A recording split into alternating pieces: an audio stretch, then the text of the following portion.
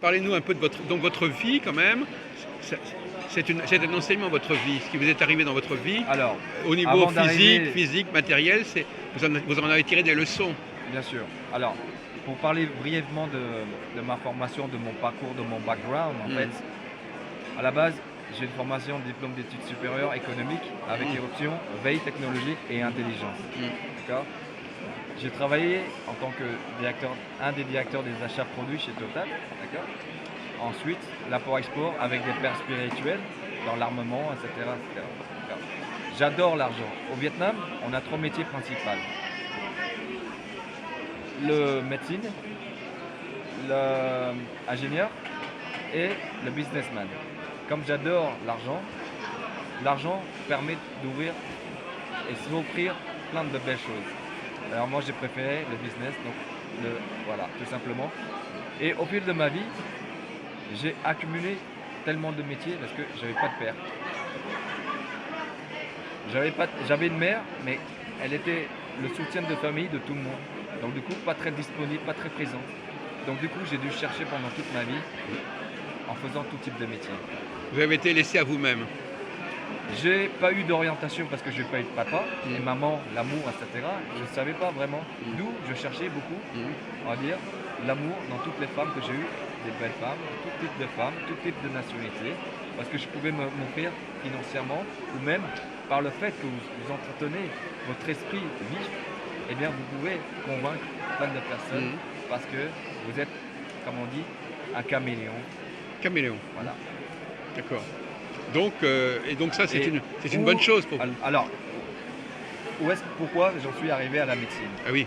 Alors, j'étais pas du tout dans le partage, dans, on va dire, l'entraide, parce que Dieu pour tous, chacun pour moi, d'accord? Parce que la majorité des Occidentaux, ils connaissent tout, et ils veulent pas qu'on leur donne des leçons de morale, qu'on leur donne des leçons de morale, bon, moi, en tant que stratège et marketing, j'ai compris que, ok, si on nous demande pas, on va pas jouer, on va dire, les spin doctors ou les donneurs de morale. Ouais. D'accord. Maintenant, j'ai eu des accidents sévères, dont le dernier en Oui. moto. Oui. Et c'est à partir de cela que je me suis dit, Oui. j'ai vu les médecins hospitalo-universitaires qui m'a donné des Vous mauvais... avez travaillé à Mont-d'Or, je crois, à un moment donné. J'ai travaillé pour l'élaboration d'un jeu Ah oui, avec différents professeurs oui. en psychomotricité Votre assistante m'en a parlé de ce jeu. Oui. et avec des médecins à l'intercommunal. Mais ça, c'est de l'histoire. Oui. Et en tant que représentant, on va dire, de l'Asie en France, à travers la culture, à travers Eurasian Dream, l'association. Ah oui. D'accord. Donc, pour moi, je continue ma mission de vie, maintenant que j'ai passé un pacte Un pacte. avec l'univers. Ah, Bon, seuls les gens dans l'énergie comprendront d'accord. qu'à un moment donné, il y a un signe de la vie qui dit que maintenant, depuis que la 6e, que tu dis beaucoup de choses, que tu connais beaucoup de choses, ouvre ton cœur et transmets et partage et prends les gens justement qui sont dans, on va dire, l'urgence, en détresse, transmettre tout type de méthodes pour se remettre rapidement d'aplomb. Voilà. Est-ce que vous êtes marqué par la culture chrétienne? Je ne sais pas très bien. Marqué, c'est-à-dire Est-ce que ça fait partie de votre culture parce qu'au Vietnam, on pratique plusieurs religions. En fait, si vous voulez, pour comprendre et pouvoir communiquer avec tout type de civilisation, il faut connaître tout type de religion. Comment ils pensent, comment ils fonctionnent et comment communiquer avec eux. Et du coup, l'interconnexion se fera beaucoup plus facile. Parce que souvent, la religion est liée à la guérison. Tout à fait. La plupart des grands maîtres spiritualité- sont capables de guérir. C'est intéressant, cette connexion entre les deux. Tout à fait, vous avez tout à fait raison, parce que quand on vit, comme on dit, dans une foi, on a une confiance, on s'en remet au divin, on s'en remet justement, il faut toujours avoir un repère. Mais pour moi, que ce soit Yahvé, que ce soit le Jésus, Christ, oui. que ce soit Bouddha, pour moi, c'est les mêmes personnes. Oui.